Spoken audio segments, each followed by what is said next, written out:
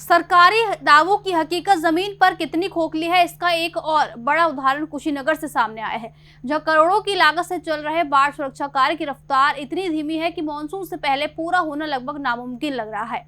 वीरभार ठोकर पर चल रहे रिस्टोरेशन कार्य में लापरवाही और अनदेखी के गंभीर आरोप लग रहे हैं। तो चलिए बताते हैं, लेकिन उससे पहले स्वागत है आपका यूपी की बात में और मैं हूं आपके साथ खुशी। कुशीनगर जिले के चितौनी तटबंध के अंतर्गत वीरवार ठोकर पर लगभग 9 करोड़ रुपए की लागत से रिस्टोरेशन का कार्य चल रहा है, लेकिन ये कार्य बेहद धीमी गति से आगे बढ़ता दिखाई दे रहा है। स्थानीय लोगों का आरोप है कि मौके पर पर्याप्त संख्या में तकनीकी स्टाफ मौजूद नहीं है और सिर्फ एक जूनियर इंजीनियर ही पूरे कार्य की निगरानी करते नजर आए। सरकार की ओर से इस बार पूर्वांचल को बाढ़ से बचाने के लिए बड़ी धनराशि जारी की गई, लेकिन जमीनी स्तर पर काम की रफ्तार कई सवाल खड़े कर रही है। देखिए रिपोर्ट। कुशीनगर जिले के छितौनी तटबंध के अंतर्गत वीरभार ठोकर पर करीब 9 करोड़ रुपए की लागत से रेस्टोरेशन का कार्य कराया जा रहा है। इस परियोजना का उद्देश्य बाढ़ के समय तटबंध को सुरक्षित रखना और आसपास के इलाकों को संभावित नुकसान से बचाना है, लेकिन मौके पर जो तस्वीर दिखाई दी वो कई सवाल खड़े करती है। कार्यस्थल पर निर्माण कार्य काफी धीमी गति से होता नजर आया।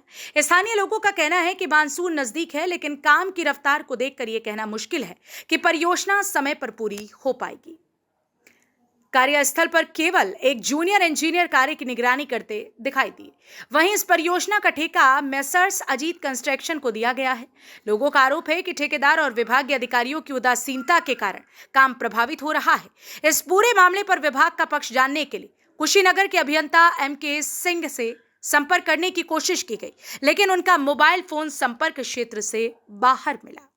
नमस्कार, आप देख रहे हैं यूपी की बात। मैं हूं आप साथ प्रदीप। मैं इस समय कुशीनगर जनपद के भैंसा घाट के वीरभार ठोकर पे हूं और ये ठोकर आप देख लीजिए एक बार फिर से कि यहाँ पर जो है करीब 8 करोड़ से ज़्यादा रुपए के लागत से जो है निर्माण कार्य हो रहा है, रीवेस्टिंग का काम हो रहा है और इसकी जो डेडलाइन है वो 24 जून दी गई है, लेकिन कार्य जो है वो काफ़ी धीमी गति से हो रहा है और ऐसा नहीं लग रहा है कि ये कार्य जो है अपने समय से पूरा हो पाएगा। अब देखने वाली बात यह है कि 24 जून चूँकि 4 दिन बाद ही आज 4 तारीख हो गया, 20 दिन बाद 24 जून हो जाएगा और ये कार्य अभी मुश्किल से 30% भी नहीं हो पाया है, तो मुझे नहीं लगता है कि ये कार्य पूरा हो पाएगा। हालांकि अभी एक ऑडिट टीम आके लखनऊ से गई है, लेकिन अगर बात करें तो मौके पर जो कार्य हो रहे हैं और जो कार्यों की जो श्रेणी है उसमें भी, उसकी गुणवत्ता में भी कुछ कमियां दिखाई दे रही हैं। अब ये आने वाला वक्त बताएगा कि 24 तारीख तक यह कार्य पूरे हो जाएंगे या फिर एक बार फिर से सिंचाई का पैसा बाढ़ की पानी में बह जाएगा।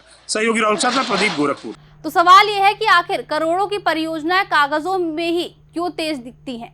क्या समय रहते ये कार्य पूरा होगा या फिर एक बार फिर मानसून में प्रशासन को जमीनी सच्चाई का सामना करना पड़ेगा? फिलहाल निगाह विभाग और ठेकेदार की जिम्मेदारी पर टिकी है। फिलहाल तब तक के लिए खबर में इतना ही। देखते रहिए यूपी की बात।